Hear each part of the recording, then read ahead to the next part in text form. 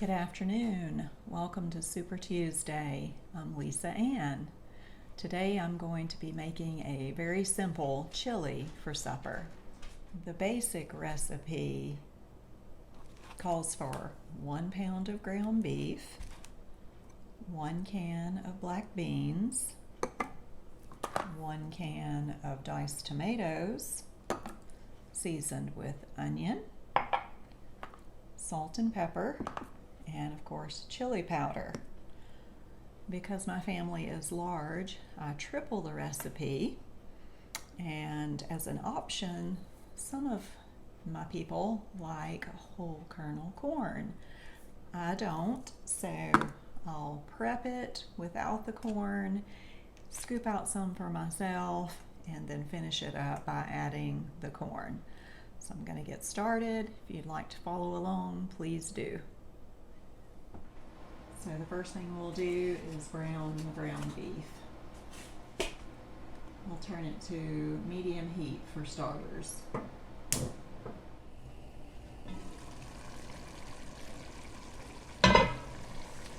Okay, the ground beef has mostly cooked.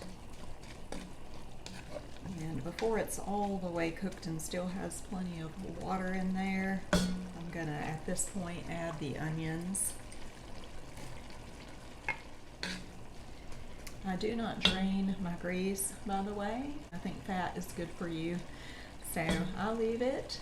You do as you please. I'm gonna put the lid back on and leave these for about 5 minutes to tenderize the onions.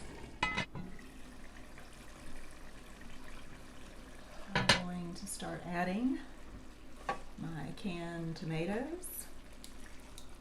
1, 2, 3. Those will stir. Next is the black beans. 1 and 2. Now, because I'm going to add corn for my family, I'm going to leave off the 3rd can of black beans and use corn instead. But I'm going to go ahead and season it at this point so I can scoop some out for myself. A heaping teaspoon of salt. It may need more, but that'll do for now. A 1/2 teaspoon of ground black pepper and chili powder. That's a 1 heaping, 2 heaping. I also think it's going to need more of that. So let me give it a stir. I can tell by the color that it needs more chili powder, so I'm going to go ahead and put 1 more tablespoon. So that's going to be 3 heaping tablespoons in the recipe. I'm using my new Pampered Chef ladle that I bought myself for Christmas. So I'm going to use that and scoop up myself 2 generous ladles, and now I'll add the corn. And by the way, all corn today I think is GMO, so I always make a point to buy organic. It's the only corn that I'll give my family, and fortunately now it's not so expensive and hard to find. So I'm going to let this simmer on low for about 30 minutes, and then I'll come back and taste it and see if there's anything I need to add to it. While we're waiting for the chili to simmer, and since it is Christmas week, I thought I'd take just a couple of minutes to read 2 Bible verses that's been on my mind this week. These are not going to be your typical Christmas story Bible verses. Those are real important, and I encourage you to read those, of course. It's Matthew and Luke that both tell us the story of Jesus' birth. But there's a couple of verses that I'd like to share. The first one is out of Hebrews. First of all, the book of Hebrews is a letter to the Hebrews, so it's not written directly to us, but of course all the Bible is for us, and all of it is profitable for doctrine, for correction, for reproof, for instruction in righteousness. So even though it's not written to us in this dispensation that we live in, it is the riches still of the Word of God, and it is profitable to us. So the verse that I want to look at is in chapter 2, and it is verse 14. Forasmuch then as the children are partakers of flesh and blood, he also himself likewise took part of the same. So we're talking about Jesus here. And of course, this time of year, everybody gathers around the manger scene to see the lowly baby Jesus. And it's a beautiful thing to remember. We remember it as a family.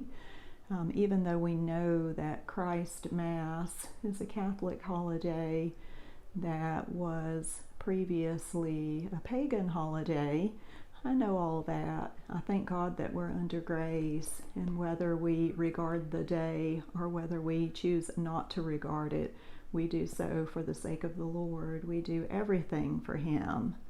So again, He took part in flesh and blood. That's what most Christians celebrate this time of year, is the fact that God became flesh and dwelt among us. The verse goes on to say, though, that through death he might destroy him that had the power of death, that is, the devil, and deliver them who through fear of death were all their lifetime subject to bondage. So the reason Christ came in the flesh was in order to die on that cross.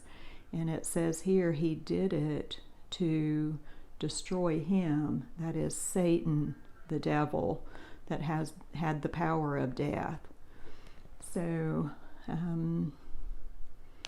to deliver them who through fear of death, how appropriate for this year 2020 with the scope, how appropriate for the year 2020.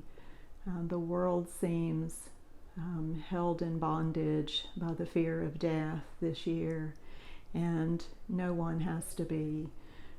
God's death paid the payment for everyone's sin. Mine, yours, the worst sinner, the sweetest little grandma. He died for all of us because we were all dead in sin. So that's what I like to dwell on at Christmas time, the fact that He has delivered us from fear of death.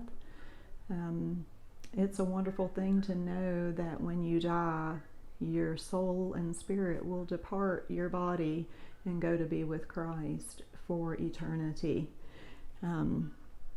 Such a simple thing, such a beautiful thing. It's a free gift.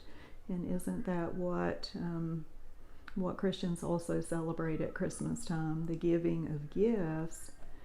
Though I think it's been commercialized and rather spoiled because of the pressure that a person feels to buy gifts. But I hope that you won't let that spoil the true meaning of what a gift is. Something freely given that you do not deserve. I did not deserve it. And it makes me even more thankful that God gave it to me, provided it for me.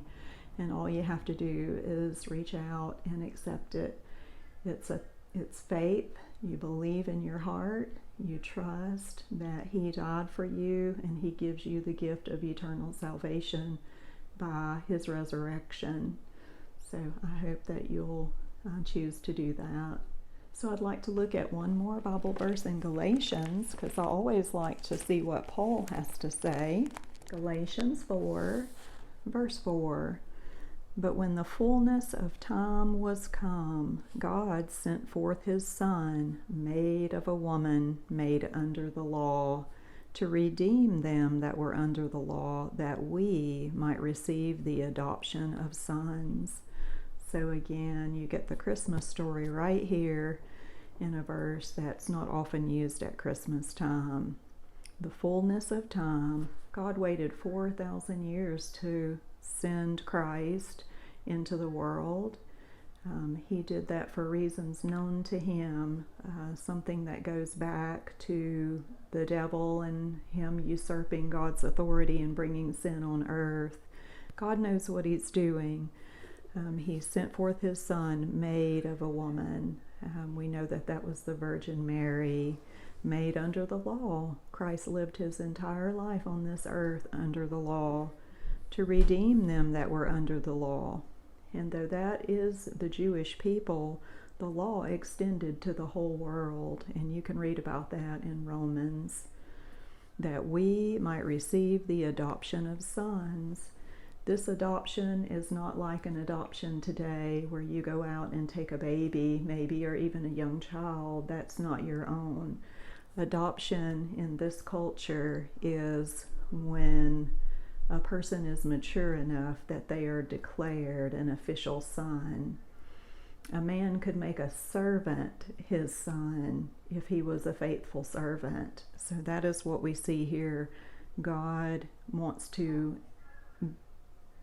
us to be grown sons, grown men and women.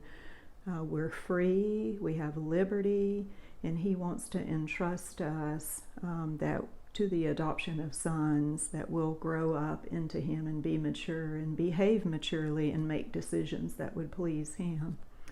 So anyway, I hope that encourages you, and you might like to go and read the book of Galatians, book of Hebrews.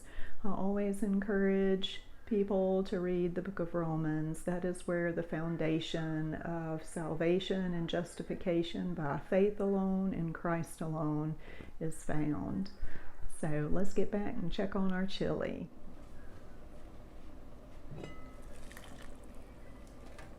It looks beautiful.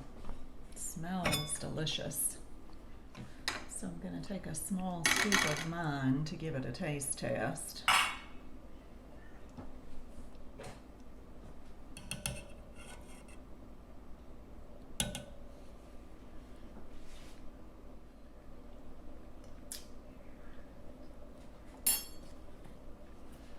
It definitely needs more salt, but I think it's good on chili powder. I'm going to add a little over a teaspoon of salt. And if it's not salty enough after that, then it can be salted at the table. I'll add a pinch of salt to mine.